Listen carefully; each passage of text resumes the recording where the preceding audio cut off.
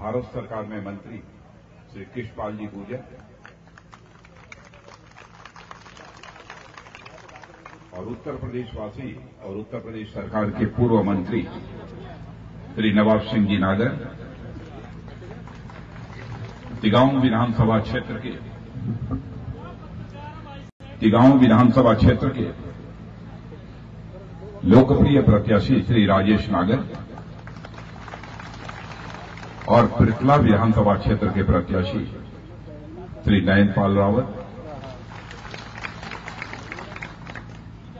और हमारे मध्य प्रदेश से जो यहां पर आए हैं, मध्य प्रदेश सरकार में मंत्री श्री रुस्तम सिंह जी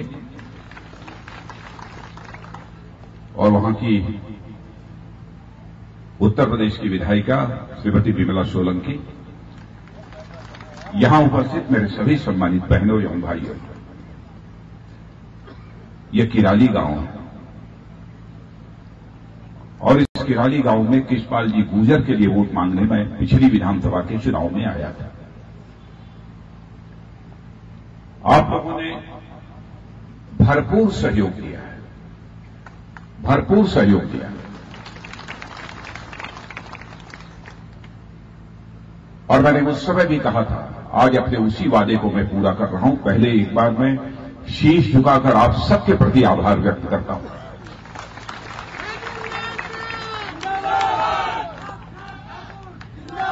आज यदि मैं आपके बीच आया हूं तो आपसे इंसाफ की याचना करने के लिए आया हूं।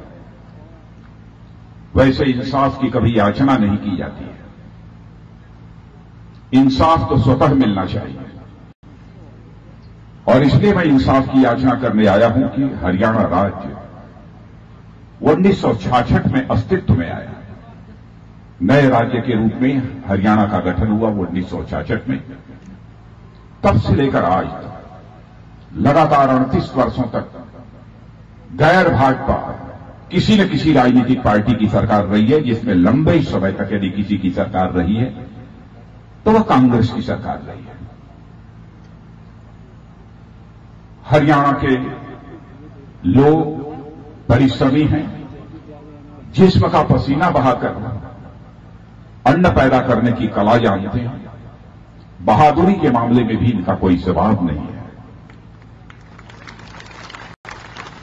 और जहां तक हरियाणा की भूमि का प्रश्न है, यह उर्वरा भूमि है।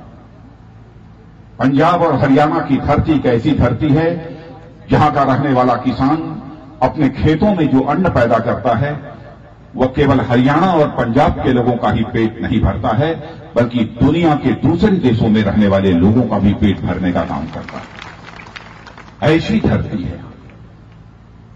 मैं पूछना चाहता हूं, 66 के बाद लंबे समय तक यहां पर हुकूमत करने वाले हुक्मरानों से क्या कारण है? जिस हरियाणा का इतना गौरवशाली इतिहास हो, वह हरियाणा आज हिंदुस्तान के पिछड़े राज्यों की कतार में आकर खड़ा हो गया। यहां के गांव के रहने वाले लोगों को न पानी मिलती है, न ठीक तरीके से बिजली मिलती है और यहां के बेरोजगार नौजवान पढ़ाई लिखाई करने के बाद जो योग्यता, प्रतिभा और क्षमता होने के बावजूद दर-दर रोजगार की तलाश में ठोकर खा रहे हैं। क्यों ऐसा हो रहा है? बहनों भाइयों, इसका कोई जवाब नहीं है। इसलिए मैं आप सबसे अपील करने आया हूं कि आपने सभी राजनीतिक पार्टियों को अवसर दिया है, एक बार भारतीय जनता पार्टी को भी आप अवसर दीजिए। यही अपील करने के लिए आप सबके बीच आया और एक इंसाफ मांगता हूं। इंसाफ की याचना मैंने कही। किस बात का इंसाफ? इंसाफ इसलिए इसकी याचना कर रहा हूं कि आप सभी जानते हैं, मान, सम्मान, स्वाभिमान ये मनुष्य के हृदय की सबसे बलवती भावना होती है। और मैं जानता हूं कि हरियाणा के लोगों को कुछ मिले अथवा न मिले, लेकिन उनके स्वाभिमान पर यदि कोई चोट मारने की कोशिश करता है तो वह उसका मुंहतोड़ जवाब देने के लिए तैयार हो जाते हैं। हरियाणा का एक ऐसा इतिहास है, मैं उससे अच्छी तरह परिचित हूं। क्या आपको नहीं लगता है जिन हुक्मरानों ने हरियाणा के शासन की बागडोर संभाली, उन्होंने कुछ किया अथवा नहीं किया, यह बात तो अलग हो सकती है, लेकिन भ्रष्टाचार के गंभीर आरोप लगने के बावजूद भी वो अपनी कुर्सियों से चिपके रहती है। और बहनों भाइयों, इंसाफ की बात मैंने इसलिए कही थी, अदालत में जाकर इंसाफ की तलाश नहीं करना चाहता हूं, क्योंकि लोकतंत्र में यदि इंसाफ कोई कर सकता है तो केवल जनता ही इंसाफ कर सकती है। इसलिए हमने इंसाफ की याचना आप लोगों के सामने की है। जमीन हड़पने के मामले, भ्रष्टाचार के मामले, दलाली के मामले, इतने सारे प्रकाश में माताओं और बहनों की इज्जत और असमत लूटी जाती है, फिर भी लोग सत्ता के साथ चिपके रहते हैं। उन्हें यह भूलना नहीं चाहिए, आज महर्षि वाल्मीकि का जन्मदिन है। उस महर्षि वाल्मीकि का जन्मदिन है जिन्होंने कि आदि रामायण की रचना की है। भारत के ही नहीं, सारे विश्व के वह आदि कवि माने जाते हैं। एक बार मैं अपनी तरफ से शीश झुकाकर उनको नमन करता हूं उनके चरणों में, और याद दिलाना चाहता हूं कि जिस आदि कवि महर्षि वाल्मीकि ने जिस रामायण की रचना की है, उस रामायण के महानायक हैं मर्यादा पुरुषोत्तम भगवान रामचंद्र जी। क्या भगवान मर्यादा पुरुषोत्तम भगवान राम के जीवन चरित्र से आप परिचित नहीं है?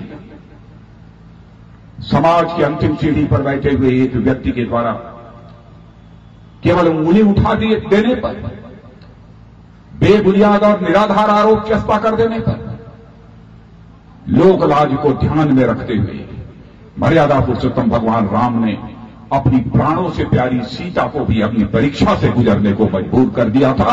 ऐसे महापुरुषों पर की यह धरती, और यहां गंभीर आरोप लोगों पर लगते रहते हैं, फिर भी लोग सत्ता के साथ चिपके रहते हैं। बहनों भाइयों, मैं जानता हूं शिखर पवित्र होना चाहिए। गंगोत्री यदि पवित्र रहेगी तो गंगोत्री से निकलने वाली गंगा कभी अपवित्र नहीं हो सकती है। यह बात मैं दावे के साथ में कह सकता हूं। यदि कुछ इधर उधर से आकर कुछ गंदे नाले भी यदि मिल जाएं, तब भी वह अपवित्र नहीं मानी जाती। आवश्यक है शिखर पर बैठने वाला व्यक्ति वह पवित्र होना चाहिए। और मैं आपको यह भी याद दिलाना चाहता हूं, हरियाणा में ही कुरुक्षेत्र है। जिस कुरुक्षेत्र में महाभारत हुआ था, यही महाभारत हुआ था। और उस भगवान कृष्ण की भी आपको याद दिलाना चाहता हूं, कुरुक्षेत्र में ही बटवृक्ष के नीचे बैठकर उन्होंने उपदेश दिया था।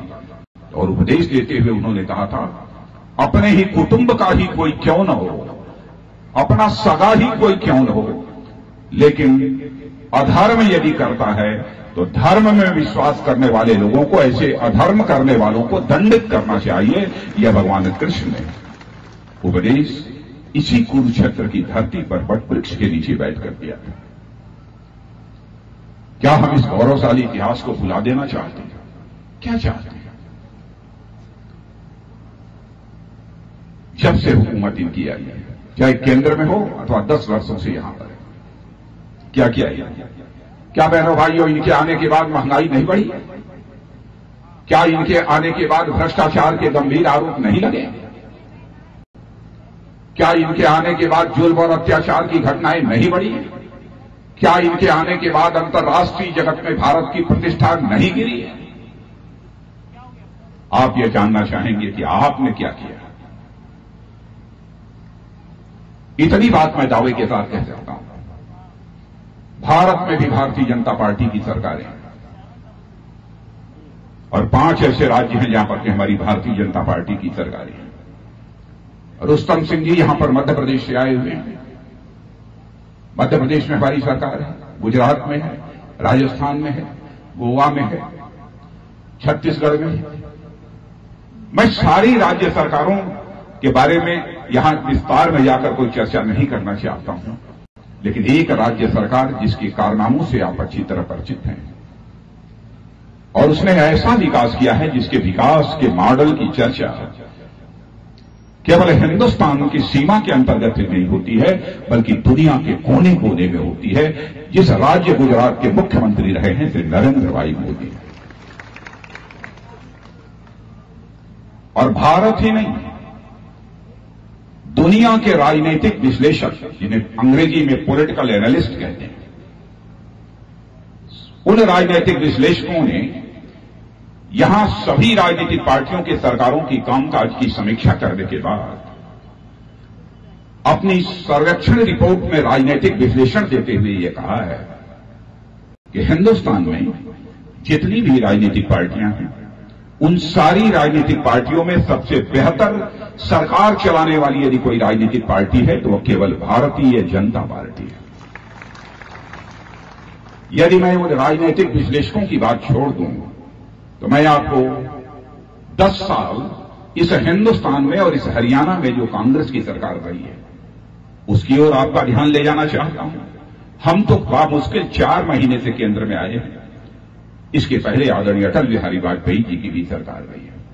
और बहनों भाइयों, मेरी बात यदि कोई गलत हो तो अपने नौजवानों से भी कहना चाहूंगा, बुजुर्गों से भी कहना चाहूंगा, आप ताली मत बजाना, क्योंकि मैं आपकी आंखों में धूल झोंक कर वोट हासिल नहीं करना चाहता।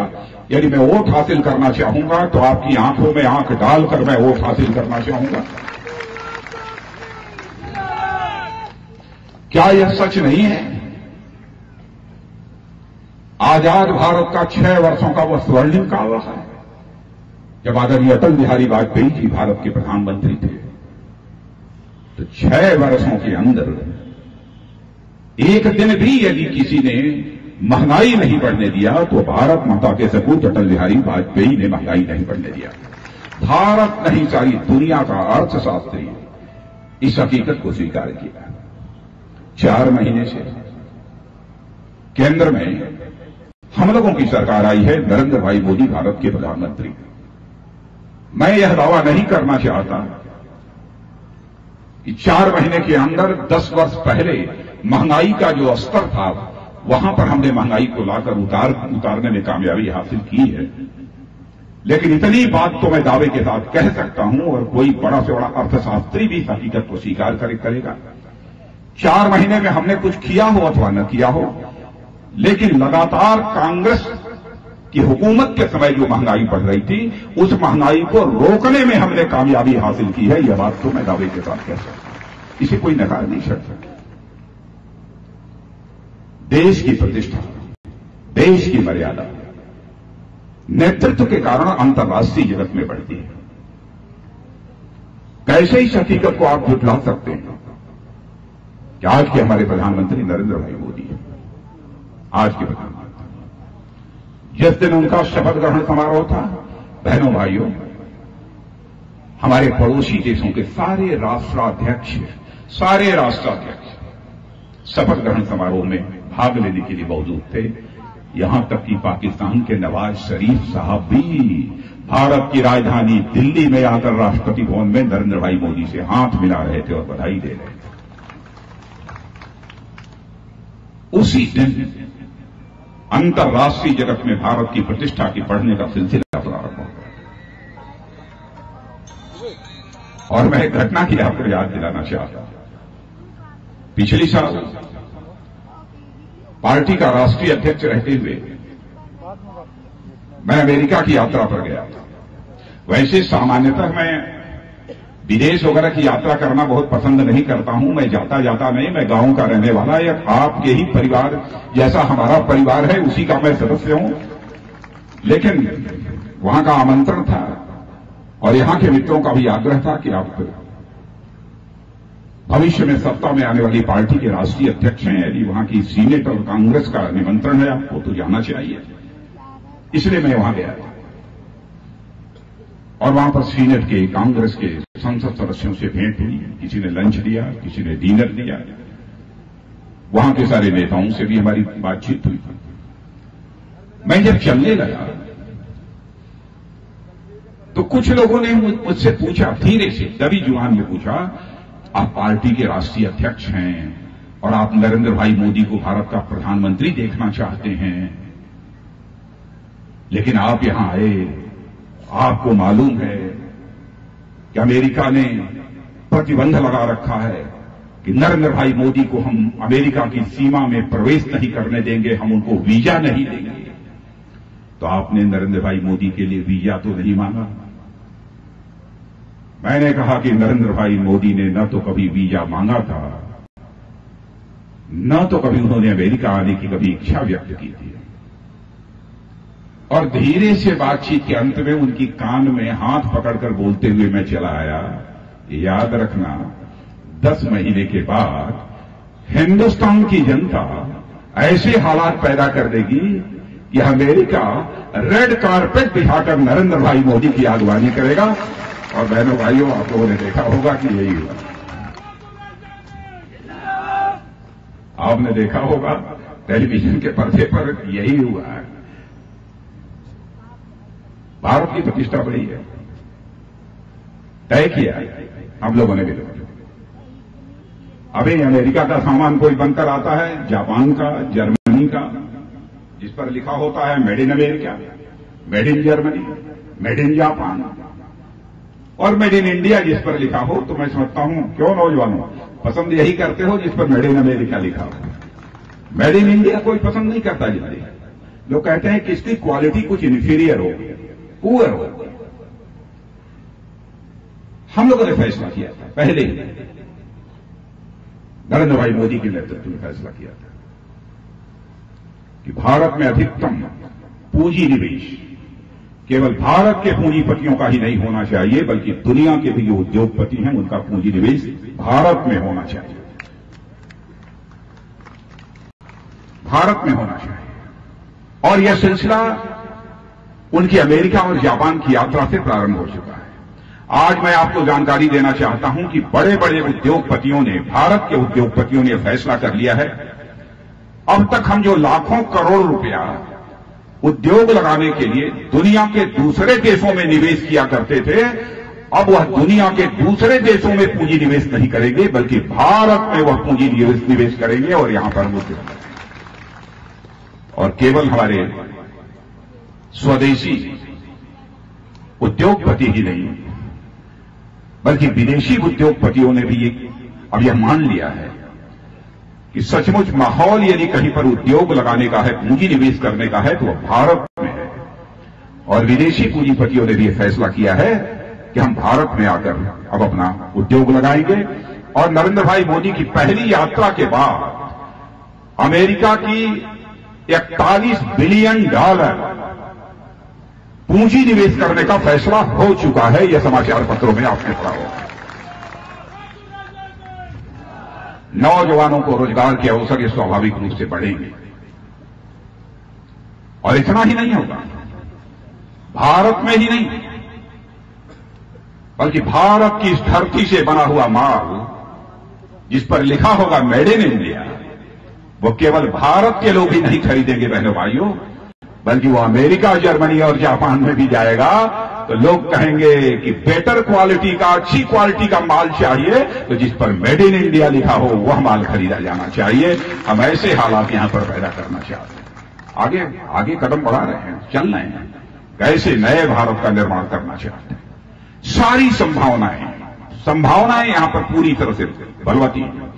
इंफॉर्मेशन टेक्नोलॉजी का युग है, सूचना प्रौद्योगिकी का।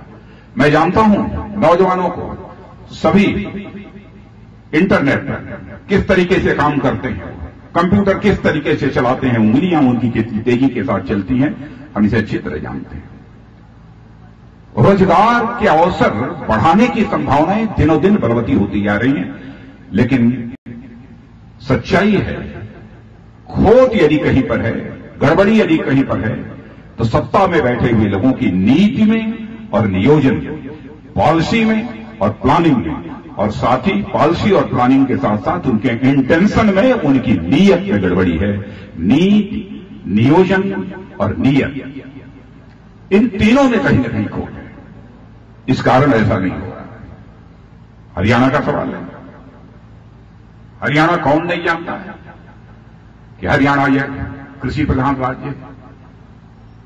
बहनों भाइयों, पहली बात तो मैं कृषि प्रधान यदि मैंने कहा है तो मैं जो हमारे दिमाग में आई है और जो पहले से जिसके बारे में हम लोगों ने फैसला कर लिया है, हम लोगों का संकल्प है, थोड़ा समय लगेगा कि हमारा किसान खेतों में फसल पैदा करने के लिए जो पूंजी लगाता है, उस पूंजी पर कम से कम 50% का मुनाफा होना चाहिए।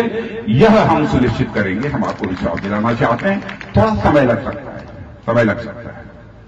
कृषि आधारित बहुत सारे ऐसे उद्योग हो सकते हैं कि जो फसल आप पैदा करते हैं, गांवों में जो अन्न पैदा करते हैं, वो उस पर आधारित बहुत सारे उद्योग, हजारों लाखों उद्योग हिंदुस्तान में खड़े किए जा सकते हैं और कम पूंजी में खड़े किए जा सकते हैं। यह सब सारी हम लोगों की योजना है जिसे हम सब सारे लोग आगे करने वाले हैं। हाल में और भी बहुत सारे कदम उठाए हैं हम लोगों ने, जैसे एक प्रधानमंत्री जनधन योजना हम लोगों ने प्रारंभ की है। प्रधानमंत्री जनधन योजना,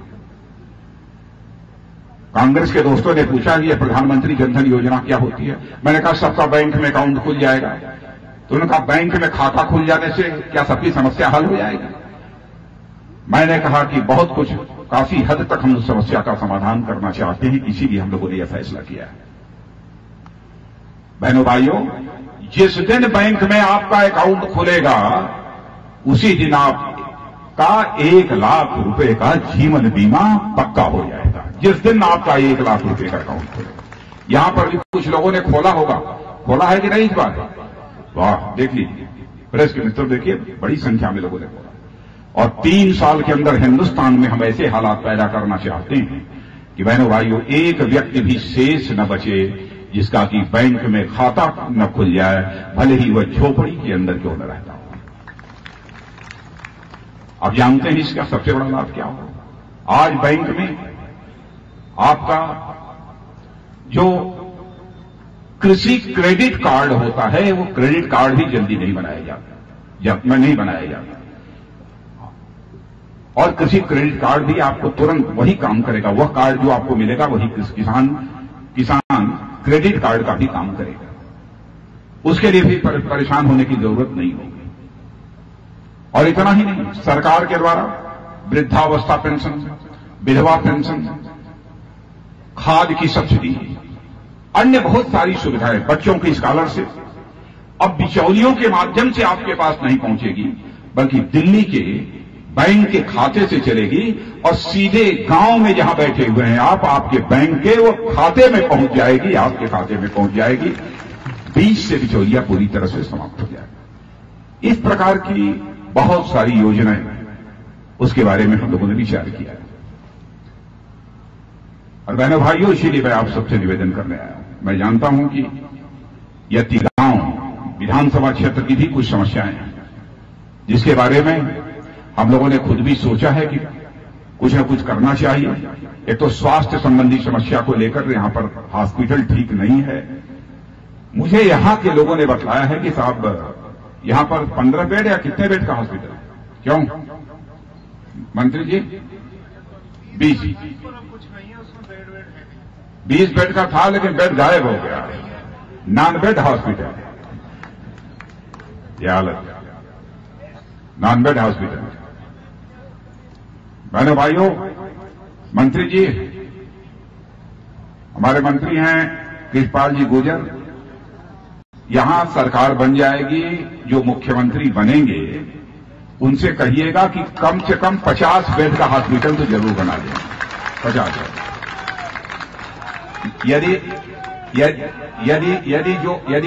यदि वो मुख्यमंत्री जी नहीं सुनेंगे तो एक बार मुझे भी बतला दीजिएगा, मैं भी उनको कह दूंगा कि नहीं सुनिए और इसको करिए कुछ 50 बेड का हॉस्पिटल कम से कम। गर्ल्स कॉलेज, पॉलिटेक्निक कॉलेज, ये सब तो आप देखेंगे, उसमें कोई हमको नहीं कहना है। आगरा नहर से यमुना का गंदा पानी क्षेत्र में सप्लाई होता है। गंदा पानी है, बहुत गंदा पानी है। गर्म भी बहुत हो रहा है, गर्म भी बहुत गंदा पानी आता है। स्वाभाविक है कि यहां पर तरह तरह के रोग पैदा होंगे। ये पानी, इसका प्योरिफिकेशन होना चाहिए, इसका शुद्धिकरण होना चाहिए, इसकी कोई न कोई व्यवस्था होनी चाहिए। मझौली से ग्रेटर नोएडा के लिए सीधे नोएडा जाना चाहते हैं आप लोग? अरे वाह, कृष्णपाल जी गुर्जर को एक बार स्वागत कर दीजिए। इन्होंने कहा घोषणा कर दिया इसका, ये बनेगा, और इन्होंने शिलान्यास भी कर दिया, बहुत अच्छी बात। और कुंडली मानेसर पर संपर्क राज्यपाल किसके? हरियाणा सरकार के हाथ में। अब जब बनने तो जा रही है, अब इसमें कहां दुविधा है? तो सब लोग, सारे प्रेस के लोग जो खड़े हैं वो भी कह रहे हैं कि बनेगी ना, बनेगी, बनेगी, करा दीजिएगा इसको। सेना भर्ती का है, सेना भर्ती, अरे भाई मैंने तो वो करा ही दिया, यहां पर न कराया हो तो पूछ लीजिए, हो गया। सड़कों की हालत बहुत खराब है, वो तो सरकार उनका बनेगी, वो सब अपना ठीक ठाक करेगी। बिजली तो खूब मिल रही होगी 24 घंटे। बहुत हालत खराब है, बहुत हालत खराब है, बहुत हालत खराब है। प्रतीक्षा कीजिए, प्रतीक्षा कीजिए मित्रों, अच्छी सरकार, साफ नीयत की सरकार बनाइए, जो करने वाली सरकार। तो बात तो बहुत लंबी चौड़ी नहीं करूंगा, लेकिन अंत में एक बात और मैं कहना चाहता हूं। कई स्थानों पर हरियाणा की सभा में मैंने कहा भी है कि मैं आपके प्रति आभार व्यक्त करता हूं कि जमकर आपने वोट दिया, जमकर वोट दिया है। इन्हें तो 5.25 लाख से जिता दिया, हम 3 लाख के अंदर रह गए, 5.25 लाख से जीत गए। और इनको तो जिताया जिस हरियाणा में भारतीय जनता पार्टी भी पैर जमा पाएगी, कोई कल्पना नहीं करता था। उस हरियाणा में भी 10 संसदीय निर्वाचन क्षेत्रों में से 7 संसदीय निर्वाचन क्षेत्रों में आप लोगों ने विजय पताका फहराया। और पहली बार आप लोगों के आशीर्वाद से ही केंद्र में आजाद भारत के इतिहास में किसी गैर कांग्रेसी राजनीतिक पार्टी भारतीय जनता पार्टी की अपने बहुमत के आधार पर सरकार बनी है। बहनों भाइयों, पहली बार भारत के राजनीतिक इतिहास को ही आपने करवट दे दिया है। इसके लिए आप बधाई के पात्र हैं। लेकिन दिल्ली में आपने सरकार तो बना दी, बन गई, बहुमत से बन गई। तो मैं यही अपनी सभाओं में भी कह रहा था, हरियाणा लोगों से कहा, बहुत अच्छी बात है, आपके प्रति आभार व्यक्त करते हैं, लेकिन दिल्ली में सरकार बनाकर आप लोगों ने हम लोगों को कुर्ता तो पहना दिया है। लेकिन बहनों भाइयों, किसी को केवल कुर्ता पहनाकर सड़क पर खड़ा कर दीजिए, नीचे कुछ न हो तो क्या होगा?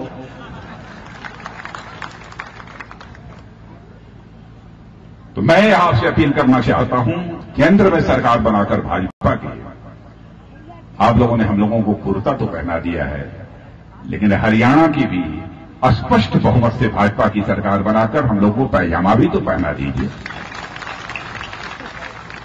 इतना विश्वास दिलाना चाहता हूं कि आपके मान सम्मान स्वाभिमान को हम झुकने नहीं देंगे। मेरे बहनों भाई, झुकने नहीं देंगे हम लोग। हमारा पड़ोसी देश पाकिस्तान है, पड़ोसी देश पाकिस्तान। मैं जानता हूं कि आप लोग अखबारों में और टेलीविजन के पर्दे पर कुछ खबरें देखते होंगे, उससे आपको चिंता हो रही होगी। बार बार सीज फायर वायलेशन, सीमा समझौते का उल्लंघन किया जा रहा है पाकिस्तान के द्वारा। लेकिन आप यह समझते ये होंगे कि हमारे 5 नागरिक मार डाले गए हैं। लेकिन मैं आपको अद्भुत बात बतलाना चाहता हूं मेरे दोस्तों, कि आपका मस्तक झुकने नहीं पाएगा। पाकिस्तान में क्या हुआ है, हमारे जवानों ने क्या किया है, इसकी आपको खबर नहीं है। बस इतना ही कहूंगा कि हौसला बुलंद करके रहना, आपका मस्तक सदैव ऊंचा रहेगा। यही यकीन आपको मैं देना चाहता हूं। हमारे जवानों ने आक्रामक तेवर के साथ उसका जवाब दिया है। मैं बधाई देना चाहता हूं अपनी बॉर्डर सिक्योरिटी फोर्स के जवानों को और अधिकारियों को। मैं बधाई देना चाहता हूं सेना के जवानों को, जिस तरीके से उन्होंने एक मुंहतोड़ जवाब दिया है। जहां तक पाकिस्तान का सवाल है, पाकिस्तान हमारा पड़ोसी देश है बहनों भाइयों। पाकिस्तान हो, चीन हो, श्रीलंका हो, बर्मा हो, हम सारे पड़ोसी देशों के साथ हम दोस्ताना रिश्ते चाहते हैं। हम नहीं चाहते कि पड़ोसी देशों के साथ हमारे रिश्ते कभी खराब हो। अटल जी भी कहा करते थे दोस्त बदल जाता है लेकिन पड़ोसी नहीं बदलता है। और साथ ही हमारे देश के ऋषियों और मनीषियों ने भी इसी भारत की धरती से यह संदेश सारे विश्व को दिया है कि हम केवल अपने परिवार को ही अपना कुटुंब नहीं मानते, भारत में रहने वाले लोगों को ही अपने कुटुंब का नहीं मानते, बल्कि सारी दुनिया में रहने वाले जो लोग हैं उन्हें हम अपना कुटुंब मानते हैं। इसीलिए उन्होंने वसुधैव कुटुंबकम का संदेश सारे विश्व को दिया है। तब तो सबसे अच्छे रिश्ते बनाकर रखना चाहिए। लेकिन बार बार जब भी पाकिस्तान भारत से टकराया है तब उसे मुंह की खानी पड़ी है, लेकिन फिर भी अपनी नापाक हरकतों से वो बाज नहीं आता, फिर भी अपनी नापाक हरकतों से बाज नहीं आता। ऐसे लोगों को क्या कहते हैं? क्या कहते हैं? अरे भाई, अखाड़े में कोई पहलवान लड़ रहा हो, हर बार उसे पटक भी दीजिए, फिर लड़ने को तैयार हो जाते, क्या कहते हैं? मैं नहीं जानता हूं, मैं नहीं जानता। इसलिए बहनों भाइयों, आज के अवसर कुछ ज्यादा न कहते हुए, आप लोगों ने चांदी की मुकुट क्यों भेंट कर दी मुझे? मैं दे देता हूं। पिछली बार भी आया था तब भी मुझे चांदी की मुकुट मिली थी। पगड़ी तो जरूर पहनाइए, पगड़ी तो आन बान शान की प्रतीक होती है, इसे तो चाव से मैं पहनूंगा, लेकिन चांदी का मुकुट पर पहनाइए, चांदी का मुकुट। फिर से मैं श्री कृष्णपाल गुर्जर के हवाले करता हूं कि किसी प्रधान जी को दे दीजिएगा। गांव के सबसे गरीब बेटी, जो किसी गरीब परिवार की कोई बेटी शादी होने के बाद विदा हो रही हो और उसके पांव में चांदी की पायल न हो, तो मेरा मुकुट तोड़कर उसके पांव की चांदी की पायल बनवा देना। इसी निवेदन के साथ आप सबको बहुत बहुत धन्यवाद। और हमारे दोनों प्रत्याशी ये राजेश नागर और नयनपाल सिंह रावत त्रिफला से, बस इनको जिताकर भेजिए बहनों भाइयों। बहुत बहुत धन्यवाद।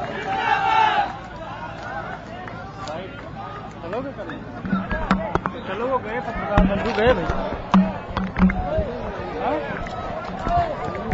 चलो सबका कुछ बोल दो, लाइव ले चले से कंटिन्यू लाइव बाल को उठाने ले जाए। हरियाणा है भैया, तो लेगा तो समझ लो।